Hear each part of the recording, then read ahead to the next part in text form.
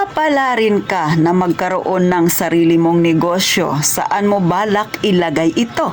Doon ba sa lugar na mangungupahan ka pa o doon sa lugar ng asawa mo? Siyempre, sariling lupa. Pero ang nakapaligid, panay ka mag-anak niya.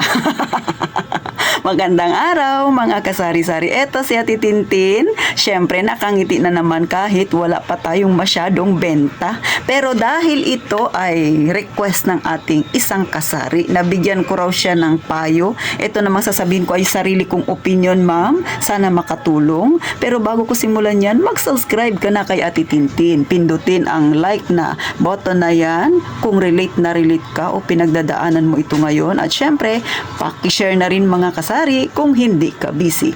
At eto na, tayo nang mag-chismis. So, direct to the point dahil medyo mahaba-haba ito. Ito ay comment ni Ma'am Antoneta. Siya daw ay isang OFW. Gusto niya pag mag-stay for good na siya dito sa Pilipinas, gusto niya ring magkaroon ng negosyo, which is tama naman. Kaso, naguguluhan siya kung saan niya ba pwedeng ilagay yung kanyang magiging negosyo sa lugar, kung saang lugar. Uupa ba siya ng pwesto o doon sa lugar ng asawa niya? Dahil sariling lupa yon, pero syempre nakapaligid yun ay halos kamag-anak ng asawa niya. So ma'am, ipapakita ko lang sa iyo ang advantages at disadvantages ng dalawang option mo na yan. Hindi ko sasabihin sa iyo na tama yung aking opinion, pero sana makakuha ka ng idea sa mga kasari natin na nandito sa aking channel. Kung yan ang problema ninyo, sana magkaroon kayo ng kaunting guide. So ma'am, kung ikaw ay nagpaplano na magnegosyo tapos uupa ka ng pwesto, ang disadvantages nun ay syempre may bayarin ka buwan-buwan. Pagkatapos yung location ay hindi mo pa masyadong gamay. Pero syempre kung hahanap ka lang din ng pwesto, gusto mo yung matao. Pero kapag ganyang area talaga, sabihin nating pag maglagay ka ng negosyo dyan, magiging boom talaga. Aminin natin at sa hindi, medyo pricey siya o yung medyo may kamahalan ng upa. Kung may kamahalan ng upa, sigurado ka ba na ang itatayo mong negosyo ay magkiklik, magwo-work? Talaga bang magiging bongacious siya? Kasi nga, kailangan mo yun dahil nangungupahan ka. May bayarin ka buwan-buwan. May ilaw at tubig ka pa. Kapag sa magandang lugar ka pipili ng mapupwestuhan, pati kuryente at tubig may kamahalan din ang singil kasi commercial ang bayarin dyan mga kasari. So nakikita ko yan sa mga kaibigan ko na nangungupahan sa commercial space, yung medyo maganda na lugar, may kamahalan talaga per square meter yung iba dyan. Depende sa area talaga mga kasari at sa location. So ganun po, paano kung kukuha ka pa ng sabi natin dalawang tauhan na lang, syempre may bayarin ka. Yun bang kikitain ng negosyo mo ay makasasapat sa bayarin buwan-buwan? At kung sapat naman, ikaw bang may-ari ay kikita ka? O syempre kailangan mong malaman yon. Kaya nga sa mga wala pang experience sa pagninegosyo, isa yan sa inaalam kung ang location o area na gusto mong pagpwestuhan ay doon ka mangungupahan. Hindi yung basta ka lang magtayo. Kailangan magkaroon ka rin ng background sa pipiliin mong area. At saka syempre, ikaw mismo na magtatayo ng negosyo, iisipin mo, kikita ba talaga ako? Baka naman magsasayang lang ako ng pera nang ipupuhunan ko dito tapos hindi magwo-work.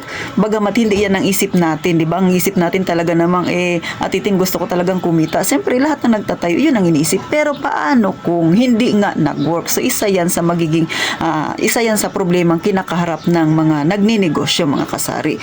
At eto pa, ito pansarili ko lang opinion din. Nakita ko to doon sa kaibigan ko doon sa palengke. Nagnegosyo siya, nangupahan siya ng area. Ngayon marami na siyang suki.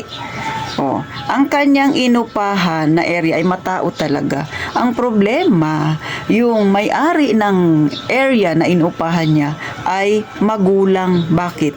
Ay pinapaalis na siya. Nakita lang na maganda yung negosyo, nag-boom yung negosyo, maayos yung negosyo, mga ilang taon, di ba? Ay pinapaalis na siya. Bakit?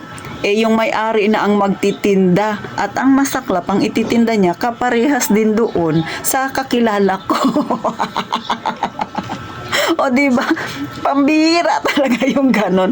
O, sa totoo lang, pag siya ang magtinda doon, yung may-ari mismo ng space na yun, pag siya magtinda, talagang magbo-boom siya. Bakit? Nandoon na yung mga customer eh. Kumbaga, hindi na siya mahirapang magpapunta ng customer dahil yun ay pinupuntahan na ng mga customer. Lalo na yung kanyang paninda ay igagaya niya rin doon sa nag-upa sa kanya.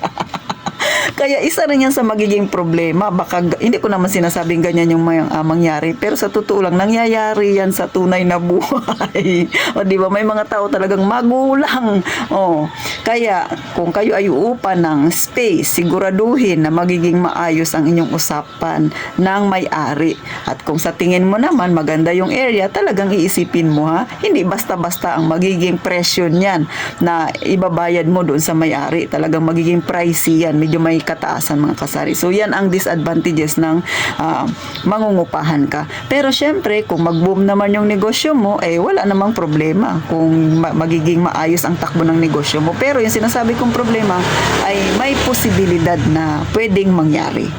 Doon naman tayo sa sinasabi ni ma'am na sariling lupa. So may disadvantages din siya ma'am, may advantages, pero mas marami ang disadvantages. Yan bang lupa na sinasabi mo ma'am ay lupa talaga ng asawa mo, nakapangalan sa kanya, titulado, magiging conjugal property yan kung kasal kayo? Yun ba yung totoong pangyayari diyan sa lupa na yan? O baka naman yung lupa na yan ma'am na sinasabi party-party na magkakapatid pero hindi pa sigurado dahil buhay pa yung mga magulang. So kapag ganyan yung style ng ng lupa na hindi pa, kumbaga ito lang yung party mo anak pero buhay pa yung mga magulang, ang mas maraming ang disadvantages kasi nga lalo ka na ma'am, galing ka ng ibang bansa tapos may trabaho si mister, hindi maiiwasan kung yung mga kamag-anak ng asawa mo ang buhay ay nasa masa, magkaroon ng inggitan. O sabihin na natin na ay hindi naman yan siguro mangyayari titin. Oo, pero darating yung panahon, lalo na kung ang tinayo mong negosyo diyan ay nag-click, nag-boom, di ba? Magkakaroon yan ng inggitan, magkakaroon yan ng kampi-kampihan, lalo na kung hindi mo pa utangin yan. Yan ang hindi maganda. Pero ang advantages naman noon, kung diyan ka magtatayo, syempre dahil maraming ka mag-anak yung asawa mo, meron ka na kaagad kliyente, may customer ka na kaagad. Kaya lang, pag yan, mga yan, tinanggihan mo ng minsan, hindi mo tinulungan, kaaway ka na nila. So yun yung totoong pangyayari dyan mga kasari. At syempre, hindi yan basta gawa-gawa ko lang, talagang nangyayari yan ha.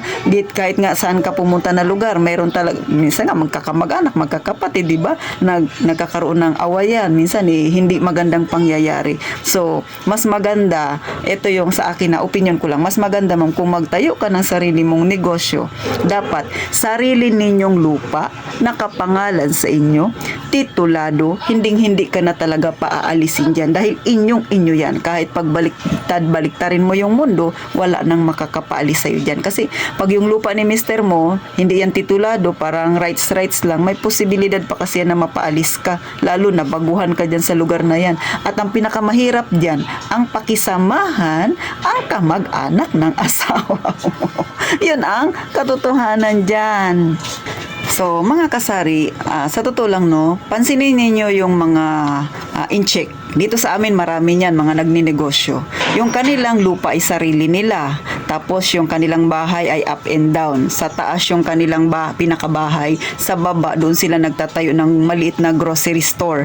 So, dito sa amin, halos karamihan ng mga incheck ganyan. At yung iba naman ay naging bongga na yung kanilang negosyo. So, marami na siyang branch. Pero yung ibang mga incheck nakagisnan ko na lang hanggang ngayon dyan sa palengke dito sa amin.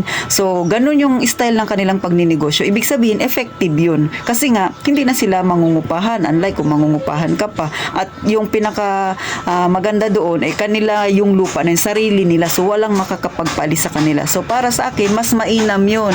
Mas mainam na malayo ka sa both side na kamag-anak mo tsaka kamag-anak ng asawa mo. Para maiwasan yung inggitan tsaka yung crab mentality. Alam mo naman tayong mga Pilipino kung anong merong ugali tayo minsan. So, hindi ko na pahahabain. Alam nyo na ibig kong sabihin. Kayo na magdugtong noon, mga kasari. So, sana kahit paano, Ma'am Antonieta, nagkaroon ka ng clue, nagkaroon ka ng idea. Huwag nyo nang pansinin yung ingay na naririnig ninyo. May nagpapatayo ng bahay dito sa amin. So, paano hanggang dito na lang, mga kasari. Mag-iingat tayong palagi, mga kasari.